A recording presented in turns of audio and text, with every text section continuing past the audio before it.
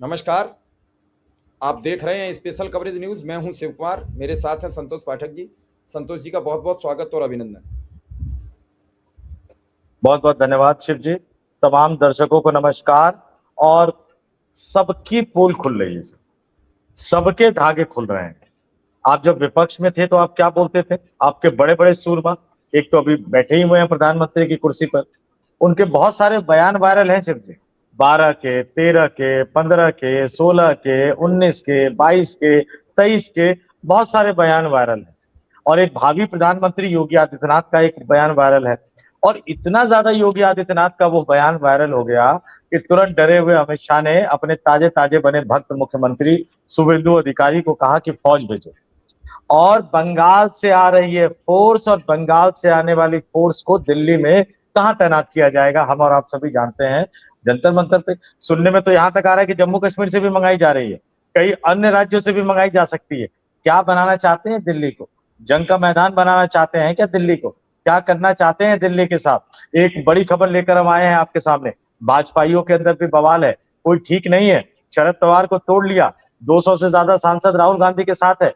कोई ठीक नहीं है कि भाजपा ही निकल जाए कि भैया अब हमें इस मोदी से बचा लो। नहीं चाहिए हमें ऐसा मोदी, नहीं चाहिए हमें ऐसा शाह, और नहीं चाहिए हमें ऐसा धर्मेंद्र प्रधान, और नहीं चाहिए हमें ऐसा लोकसभा स्पीकर। जब विपक्ष का एक बड़ा नेता कह रहा है बेटियों के कपड़े फाड़े गए और वो स्पीकर के आसन पर बैठा हुआ मुस्कुरा रहा है। एक बड़ी स्टोरी लेकर हम दर्शकों के सामने आए हैं। एक एक करके तथ्यों को रखेंगे और हमेशा की तरह शुरुआत शिव जी अपने शानदार अंदाज में करेंगे। कहीं जाइएगा नहीं। जय शिव जी। संतोष जी, देश बड़ी विकराल परिस्थितियों में चल रहा है, इसमें कोई दो राय नहीं है। पहले दिल्ली था, अब दिल्ली के बाद पटना चपेट में आया है, भोपाल चपेट में, इंदौर है, लखनऊ है। लगभग 120 शहरों में ये हंगामा कटा हुआ है। और ये हंगामा क्यों बरपा, इस पर कोई नहीं कोई बोल रहा। प्रधानमंत्री नरेंद्र मोदी हमेशा युवाओं को संबोधित करते हैं, एक बार भी सदन में नहीं बोल पा रहे हैं। अखिलेश यादव ने आज जबरदस्त तूफान मचा दिया। लेकिन एक और वीडियो है, बस उसी वीडियो पे मैं ले चलता हूं। इस वीडियो को देखकर भाजपा में हड़कंप मचा हुआ है और शाह और मोदी उसी प्रकार का व्यवहार वहां पर आए हुए समर्थक करते तो क्या स्थिति इस देश के सामने होती है? सरकार क्या मुंह दिखाती देश और दुनिया के सामने? क्या मुंह दिखाने के लायक होती? लेकिन इस सरकार ने लोकतंत्र को कुचल करके इस देश की संविधान प्रदत्त उन मौलिक अधिकारों को भी कुचलने का प्रयास किया। तो इस देश के प्रत्येक नागरिक को इस देश के संविधान ने दिया है, उस मौलिक स्वतंत्रता के अधिकार को, अभिव्यक्ति की स्वतंत्रता के अधिकार को इस सरकार ने कुचलने का प्रयास किया था।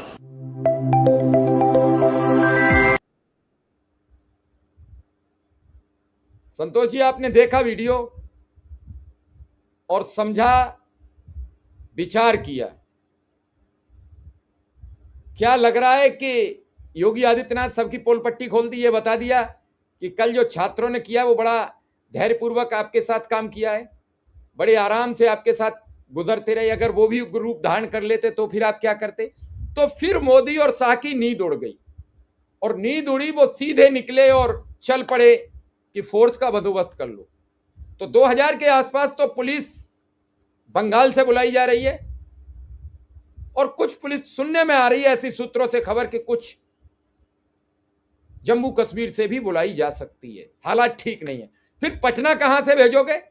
फिर लखनऊ कहां से भेजोगे? फिर भोपाल कहां से भेजोगे? इंदौर कहां से भेजोगे? मुंबई कहां से भेजोगे? सवाल ढेरों हैं संतोष जी।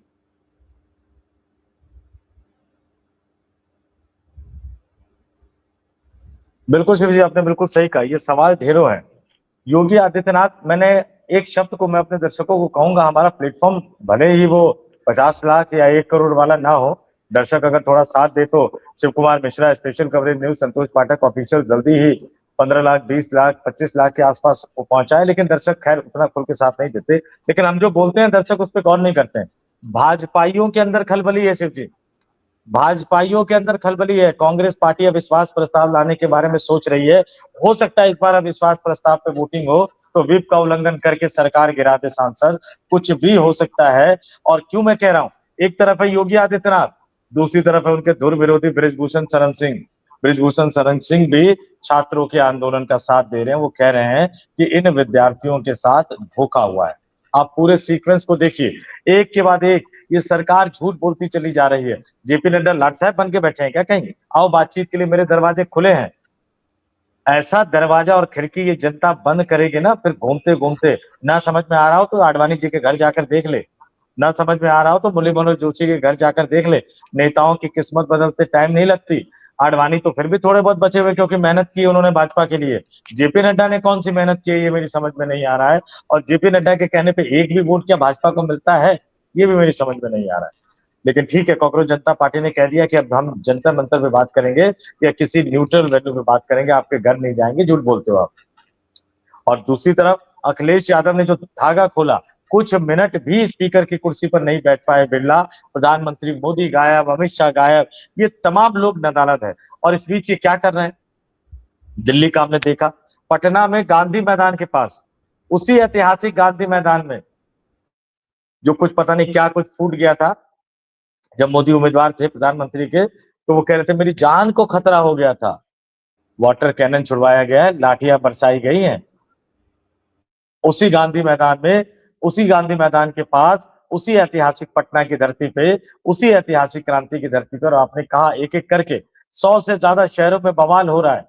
कहां ले जाना चाहते हैं यह देश को? अभी भी ये क्यों नहीं जाके जंतर मंतर पे बात कर रहे हैं? अगर इनको डर लगता है तो राहुल गांधी को बुला ले कि भैया हम सब कुछ करने को तैयार है, ये रहा धर्मेंद्र प्रधान का इस्तीफा, आप ही चले जाओ जंतर मंतर, कांग्रेस जनता पार्टी वालों से बात कर लो। अगर वो आपकी बात नहीं सुनना चाहते तो संजय सिंह को बुला लो, अरविंद केजरीवाल को बुला लो, जिसको भी बुलाना है। धर्मेंद्र प्रधान का इस्तीफा करवाओ, एनटीए को भंग करो, स्वतंत्र एवं निष्पक्ष जांच करवाओ, और जिस नेता का भी सहारा लेना हो जंतर मंतर जाकर सरकार का संदेशा पहुंचाओ, अगर खुद जाने में डर लगता हो तो। जी शिव जी। अरे शिव जी, एक चीज दो चीज भूल गया मैं, इनका नैरेटिव कैसे तोड़ता हूं जरा मैं बताता हूँ। एक एक करके सब के सब बेनकाब हो रहे हैं, सबके सब बेपर्दा हो रहे हैं, जरा उसका नेगेटिव तोड़ देता हूं मैं। बड़ा पत्रकार है अमीश देवगन टाइप का, पत्रकार कहूं, संपादक कहूं, जमूरा कहूं, मेरी समझ में नहीं आता। वो कह रहे जी प्रधानमंत्री के आवास पे इतना बड़ा खतरा, सुरक्षा को खतरा, पढ़ाई लिखाई तो कभी की नहीं है, पत्रकारिता ढंग से की नहीं है, पत्रकारिता के अलावा जो किया है हमारे दर्शक जानते हैं, उसको याद दिला देता हूं मैं। और ना याद हो तो पता नहीं, मोदी जी तो बात करते नहीं करते, उनसे पूछ ले जगदम्बिका पाल से। जब रमेश भंडारी राज्यपाल हुआ करते थे और सरकार बर्खास्त की गई थी, अटल बिहारी वाजपेयी लोकसभा में विपक्ष के नेता थे, प्रधानमंत्री इंद्र कुमार गुजराल थे, प्रधानमंत्री इंद्र कुमार गुजराल के आवास के बाहर जाकर अनशन पे बैठ गए थे अटल बिहारी वाजपेयी। और क्या किया था इंद्र कुमार गुजराल ने? उन्होंने कभी नहीं कहा था कि मेरा 56 इंच का सीना है, लेकिन वो बाहर निकले, अटल बिहारी वाजपेयी से बात की और अटल बिहारी वाजपेयी का अनशन तोड़वाया था। ये कलेजा था इंद्र कुमार गुजराल का। कितने सांसद थे इंद्र कुमार गुजराल के पास? 40-43 से ज्यादा मुझे नहीं लगता कि उस समय जनता दल के पास सांसद हुआ करते थे। वो सहयोगी दलों के प्रधानमंत्री बने हुए थे। यहाँ 240 सांसदों के प्रधानमंत्री की इतनी अकड़, हर चीज में कहते हैं मेरी जान को खतरा है। बाई चांस पंजाब में किसान मिल गए तो कहते हैं अपने मुख्यमंत्री को बता देना मैं जिंदा वापस जा रहा हूँ। संसद भवन में प्रदर्शनकारी पहुंचते हैं तो संसद भवन छोड़ के भाग जाते हैं। नरेंद्र मोदी प्रधानमंत्री के आवास में पहुंचते तो वहां नदारद रहते हैं, वहां फटाफट भेजते हैं कि भाई जितेंद्र सिंह तुम जाओ, गृह सचिव को भेजो, तुम लोग जाओ, ये सब लोग नदारद रहते हैं। अब सहयोगी दलों को भी एक्सपोज करना जरूरी है, बिल्कुल एक्सपोज करना जरूरी है शिव जी। किसी को भी नहीं छोड़ने की जरूरी है। चंद्रबाबू नायडू 16 सांसदों के साथ साथ है। भूल गए एनटी रामाराव ने क्या सोचकर पार्टी बनाई थी? टीडीपी को धोखा तो दे दिया आपने, तोड़ तो दिया, लेकिन रामाराव के संघर्ष को भूल गए। अब आ जाइए राजीव रंजन सिंह और लल्लन सिंह, जनता दल यूनाइटेड के कोटे से केंद्र की सरकार में मंत्री है। ये सबको टाइप वाला स्क्रिप्ट भेजा गया है, पत्रकारों को कोई और टाइप वाला, नेताओं को कोई और टाइप वाला, मंत्रियों को कोई और टाइप वाला, ये पोस्ट किए जाने बिना दिमाग लगाए। राजीव रंजन सिंह और लल्लन सिंह कह रहे प्रधानमंत्री के आवास पर जाना सुरक्षा से खतरा है।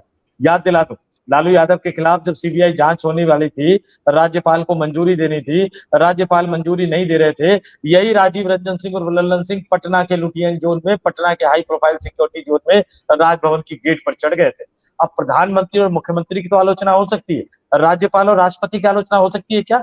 नहीं होती है, संवैधानिक प्रमुख है। आप राजभवन के गेट पर चले गए थे, उसी से थोड़ी दूर पर मुख्यमंत्री का आवास है एक मार्ग का, तब आपको सुरक्षा का ख्याल नहीं आया। चिराग पासवान कहते हैं कि नहीं बातचीत करने की जरूरत नहीं है। दिक्कत यह है कि चिराग पासवान को रामविलास पासवान ने बहुत नाजों से पाला है, बहुत नाजों से पाला है, कभी भी संघर्ष के रास्ते पर नहीं लेके। जब फिल्मी दुनिया में काम करने का मन किया तो हम लोगों से वैसी बातचीत हो रही थी, कह रहे थे नहीं बेटे को जो मन करना है करने दो, फिल्म लॉन्च करवा दी। अब वो किसका पैसा लगा था ये मत पूछिएगा, बहुत राज की बात है, लेकिन फिल्म लॉन्च करवा दी। फिल्म से फ्लॉप हुए तो राजनीति में आ गए। कभी अपने पिता से पूछा नहीं कि पापा आप जो चलते हो तो पैर में थोड़ी सी लड़खड़ाहट क्यों होती? पूछते तो पता लगता। ये रामविलास पासवान प्रोटेस्ट कर रहे थे, पुलिस वालों ने इसी तरह से मारा था उनको, उनके पैर में चोट आई थी। आज वो ऐसी बात नहीं कहते कि प्रोटेस्ट करने की क्या जरूरत है। जयंत चौधरी इसी सरकार के साथ बने हुए हैं। क्या किया था जयंत चौधरी के बाप के साथ, चौधरी अजीत सिंह के साथ? 12 तुगलक रोड पर आवास था उनका, बगल में तुगलक रोड थाना था। मोदी सरकार ने खाली करने को कहा, उन्होंने कुछ मोहलत मांगी, कईयों को मोहलत दी जाती थी, लेकिन उनको खाली करवाने के लिए पैरामिलिट्री फोर्स लगा दी गई थी शिवजी।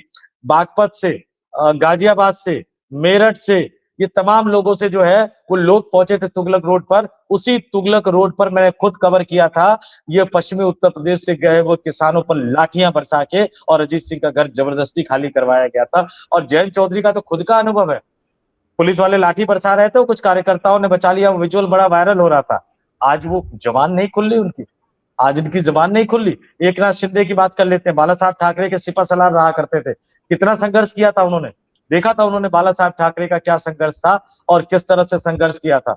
ये तमाम नेता जो आज मोदी के साथ खड़े हैं, ये तमाम नेता जो आज मोदी के साथ बैठे हैं, उन सबको याद करना चाहिए अपने विरासत को। अगर याद कर लेते तो इस तरह से उस व्यक्ति की सरकार के साथ न बैठे होते। आज तालियां बज रही थी जब ये किरण रिजिजू बोल रहे थे ना, हम 3 दिन से चर्चा को तैयार है, पीछे देखिएगा सारे सांसद ताली बजा रहे थे। कल राहुल गांधी ने आके बताया था कि नहीं बताया था? हमने लोकसभा अध्यक्ष से कहा कि, तो उन्होंने कहा सरकार से पूछ के बताएंगे। तो 3 दिन से कहां तैयार थे? पहले दिन चली सिर्फ 1 घंटा लोकसभा, मुश्किल से 10-10 मिनट करके 4-5 बार चली नहीं, तो कब बात हो गई? दूसरे दिन चली नहीं, तीसरा दिन आज है। कहां 3 दिन से तैयार हो? कहां 3 दिन से तैयार हो? पहले दिन संसद से प्रधानमंत्री भाग गए, दूसरे दिन राहुल गांधी अपना अस्पताल चले गए, आज सदन चलने को था तो चलने नहीं दिया। ये जनता भी जान गई है कि आप सिर्फ मीडिया मैनेजमेंट का काम करते हो। जो किरण रिजिजू का बयान है वही चलेगा सभी चैनलों पर कि हम तो तैयार हैं, विपक्ष बात ही नहीं करना चाहता, विपक्ष मुद्दा नहीं सुनना चाहता है। लेकिन सवाल यह है कि योगी के वीडियो से शाह क्यों घबरा गई, और ऐसे में योगी का वीडियो वायरल क्यों हुआ जब भाजपा संकट में थी? संतोष जी, बड़ा गंभीर सवाल है। 2011 का वीडियो अब आया क्यों आज? पता नहीं, मुझे तो लग रहा है कि जिस दिन से लखनऊ में आम पार्टी हुई है, जब दिल्ली का माहौल खराब था तो लखनऊ में एक आम की दावत हुई है। वो डिप्टी सीएम वाली दावत नहीं कह रहा हूँ, एक और आम की दावत हुई। उसके बाद मुझे हमें बता रहा है कोई कि योगी आदित्यनाथ की एक स्पेशल टीम बनाई गई जो उनकी छवि को सुधारेगी, उनकी छवि को मजबूत बनाएगी। अब ये वीडियो वायरल हुआ है या वायरल किया गया है मुझे नहीं पता, मैं फिर से दोहरा रहा हूँ, ये वीडियो वायरल हुआ है या वायरल किया गया है मुझे नहीं पता। आप योगी आदित्यनाथ के उस बयान को याद कर लीजिए जब किसान आंदोलन के समय 1 साल से भी ज्यादा समय तक किसान बैठे थे, बीच में ये था कि लखनऊ भी जाएंगे, तो योगी जी ने कहा संभल के आना, ये लखनऊ है। मतलब क्या साबित करना चाहते थे कि दिल्ली में जो लोग बैठे हुए हैं उनसे आंदोलन को संभालना नहीं आ रहा है। ये मैं फिर कह रहा हूं, मैं दोबारा दोहरा रहा हूं, भाजपाइयों के अंदर भी एक तरह की खलबली मची हुई है, क्योंकि बच्चे तो सबके घर में है ना। अब मैं नहीं कहूंगा मोदी जी के बारे में, लेकिन फिर भी बच्चे तो बाकियों के घर में तो है ना। बाकी सभी जो है बीजेपी की जो नेता है वो बाल बच्चेदार है, सबके बच्चों को जवाब देना है, सबके पोते पोतियों को जवाब देना है, सबको अपने जमीर को जवाब देना है, सबको अपने जमीर को जिंदा रखना है। इसलिए भाजपा के अंदर भी एक तरह की बौखलाहट है। और जब ये कह रहे हैं कि हम चर्चा के लिए तैयार है, मल्लिकार्जुन खड़गे राज्यसभा में खड़े होकर कह रहे हैं कि हम नियम 267 के तहत नीट परीक्षा के बारे में सदन में चर्चा करना चाहते हैं, और इस मुद्दे पर निष्पक्ष चर्चा तभी हो पाएगी जब शिक्षा मंत्री धर्मेंद्र प्रधान इस्तीफा देंगे।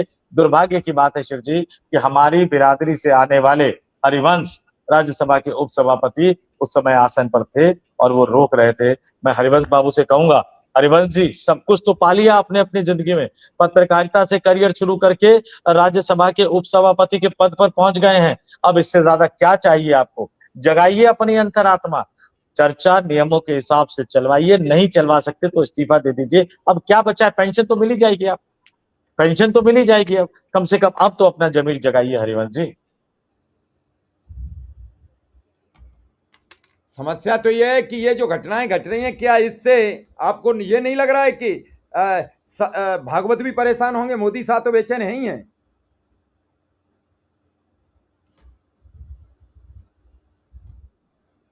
इस बेचैनी की उनकी कैसी समस्या का निजात होगी? मान लीजिए एक बड़ी खबर आ गई है, एक बड़ी खबर आ गई है। अब जस्टिस सूर्यकांत के पास तो वीडियो देखने का समय नहीं है, हालांकि लोग ये बताते हैं कि वो सोशल मीडिया पे खूब एक्टिव रहते हैं, पता लगे वीडियो तो देख ही लिया होगा उन्होंने।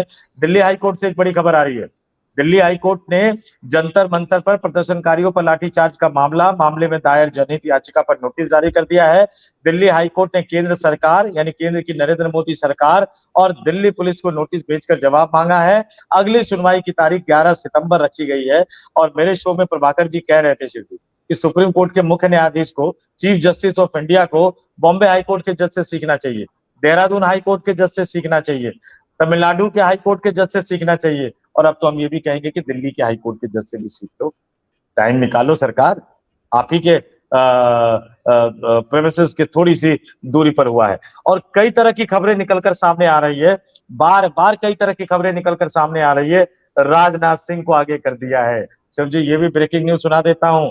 राजनाथ सिंह, मैंने कहा था वो नहीं जाएंगे राहुल गांधी को मनाने के लिए, वो जंतर मंतर भी नहीं जाएंगे, मुझसे लिखवा के रख लीजिए। ऐसा नहीं है, जेपी नड्डा को लगाया इसीलिए गया, हो सकता है कि राजनाथ सिंह ने मना कर दिया हो, नहीं तो जेपी नड्डा इस तरह से मान मनोबल करने में स्थिति में होते नहीं। वजन होना चाहिए ना बात में शिव जी, आपकी शख्सियत में वजन होना चाहिए। ऐसा नहीं कि राजनाथ सिंह झूठ नहीं बोलते, लेकिन फिर भी थोड़ा सा तौर तरीका होता है महाराज, अदा होती है, अदा होनी चाहिए झूठ बोलने की भी। राजनाथ सिंह का बयान आ गया है और उन्होंने भी एएनआई को, डीडी न्यूज को बुलाकर बयान दिया है और वो कह रहे हैं कि दिल्ली में जारी विरोध प्रदर्शन गंभीर चिंता का विषय है, यह अत्यंत दुर्भाग्यपूर्ण है। हमारे देश के छात्रों और युवाओं को कुछ लोग अपनी राजनीतिक स्वार्थों की पूर्ति के लिए एक राजनीतिक औजार के रूप में, ये तो ऐसा लग रहा है कि धर्मेंद्र प्रधान ने टाइप करके भेजा है, मोदी जी ने भी नहीं भेजा है। आगे वो बहुत सारी बातें विद्यार्थी और ये सब कह रहे हैं, वो सुनने की बात कर रहे हैं। वो कह रहे हैं कि हम इस बात के लिए प्रतिबद्ध है कि किसी भी व्यक्ति, विशेषकर हमारे छात्रों और युवाओं के साथ किसी भी प्रकार का अन्याय ना हो। विपक्ष के कुछ नेताओं द्वारा मैन्युफैक्चर्ड सेंस ऑफ एंगर केवल जनता, विशेषकर हमारे बच्चों और युवाओं को भ्रमित करने और गुमराह करने का एक असफल प्रयास है। तो जो पुलिस वाले ने डंडे बरसाए थे, क्या विपक्ष के नेता पुलिस की ड्रेस में थे क्या? क्या राहुल गांधी उनकी आत्मा में घुस गए थे क्या? पुलिस की आत्मा में घुस गए थे क्या? राहुल गांधी ने अमित शाह को कहा कमिश्नर बदल दो क्योंकि पुराने वाले काम नहीं आएंगे? ये तमाम चीजें सोचनी होगी। और अब देखिए आगे क्या कह रहे हैं, लोकतंत्र में मुद्दों पर चर्चा करने की जगह संसद भवन है। आज तो अखिलेश यादव ने लोकसभा में कह दिया स्पीकर को कि आप अगर चर्चा कराते तो हमें नहीं जाना पड़ता प्रधानमंत्री के आवास पर। ये राजनाथ सिंह भी बोल रहे हैं, ये तमाम लोगों पर प्रेशर पड़ेगा और ये कब तक उस प्रेशर, उस दबाव में झुकते रहेंगे, क्योंकि गुस्सा अब ये जनता का गुस्सा नहीं रह गया है, सिर्फ युवाओं का गुस्सा नहीं रह गया है, अब भाजपाइयों का गुस्सा बन गया। ये समझ क्यों नहीं रहे हैं कि भाजपा के करोड़ों कार्यकर्ता अंदर से उबल रहे हैं, राष्ट्रीय स्वयंसेवक संघ के लाखों स्वयंसेवक अंदर से उबल रहे हैं। इसलिए हम सत्ता में लेकर आए थे आप, कि आप हमारे बच्चों का पाकिस्तानी एंगल ढूंढोगे, आप हमारे बच्चों का विदेशी एंगल ढूंढोगे, आप सोनम वांगचुक का चाइनीज एंगल ढूंढोगे। आप मनमोहन सिंह की सरकार के समय एक अधिकारी ने नोटिस दिया सोनम वांगचुक का, वो वाला नोटिस वायरल करोगे। तुम 12 साल से क्या झक मार रहे हो? झक मार रहे हो 12 साल से?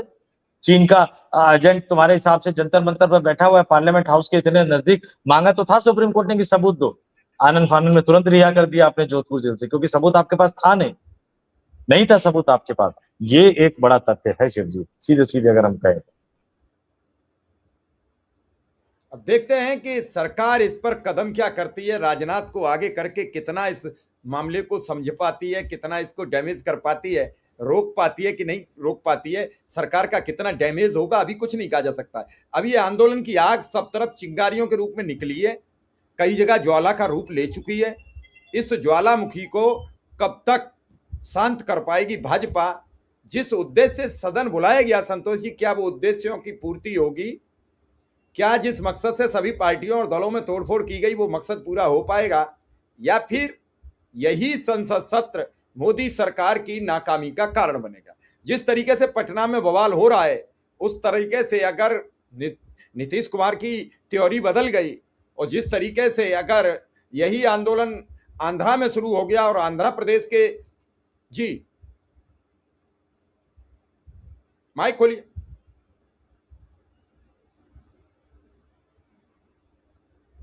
माइक नहीं खुला।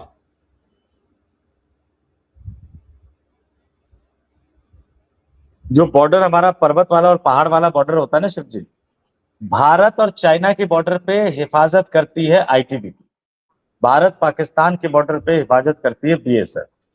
लोगों ने जो बॉर्डर मूवी पहली वाली देखी होगी सनी देओल वाली, क्योंकि ये फ्रंट पे होते हैं, बाद में जब लड़ाई की स्थिति आती है तो फिर आर्मी निकल के जाती है।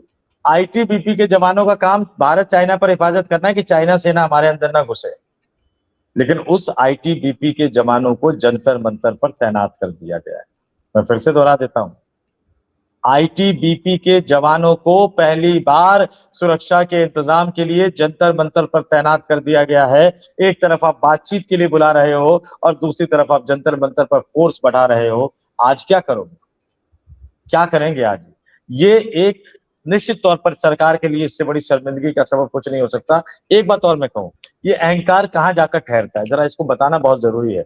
बहुत सारी चीजें होती है, लोग समझते हैं कि हम राजा हो गए, हम राजा हो गए, हम राजा हो गए। जिसने भी जो बनाया, गडकरी के लिए संविधान बीजेपी ने बदल दिया था कि दूसरी बार अध्यक्ष बनाएंगे और फिर प्रधानमंत्री बनाएंगे। गडकरी आज कहां खड़े हैं, कहां खड़े हैं गडकरी? बिल्कुल। अरविंद केजरीवाल ने शीश महल बनाया कि मैं जिंदगी भर मुख्यमंत्री के तौर पर रहूंगा। आज अरविंद केजरीवाल कहां है? अपने एक पुराने राज्यसभा सांसद के उधार वाले दिए गए घर में रहना पड़ा और बाद में बेचारे जब लगा कि नहीं भाई ये सांसद पार्टी छोड़कर जा रहे हैं तो उन्होंने कहा कि खाली कर दीजिए अब हुजूर, तो खाली करके गए। और अभी भी जहां है पता नहीं कब तक रहेंगे, कब तक नहीं रहेंगे। दिल्ली सचिवालय जो बना वाला बढ़िया सा बना हुआ है आईटीओ पे, किसने बनाया और वो सुख नहीं भोग पाई? कौन चलाया दिल्ली उस सचिवालय को? ये नया वाला संसद भवन बनाए हैं, अगली बार नहीं आ पाएंगे। एक बार संसद भवन नया वाला बनाए, 303 से 240 पर अटक गए हैं। अब ये कानून आपने कहा वो कानून लाना चाहते हैं, पता लगे वो कानून इन्हीं के ऊपर भारी पड़ जाए, कोई ठीक नहीं है। सोच लीजिए कोई ऐसी सरकार बनेगी और एक एक करके भाजपाइयों सीएम को उठा के जेल में डालना शुरू कर देगी और 31 दिन तक जमानत नहीं होने देगी, फिर क्या होगा? तो ये कानून भले ही पास करवा ले, कानून भले ही बनवा ले, लेकिन शायद अब मुझे लगता नहीं है कि बहुत ज्यादा, मैं फिर से दोहरा रहा हूं, अब मुझे लगता नहीं है बहुत ज्यादा कि इनके कुर्सी पर टिके रहने के दिन बहुत बचे हुए हैं। चलिए इस खबर को यहीं विराम देते हैं, इसके बाद कोई खबर आएगी तो आपसे बातचीत करेंगे। हमें इजाजत दीजिए, नमस्कार। नमस्कार।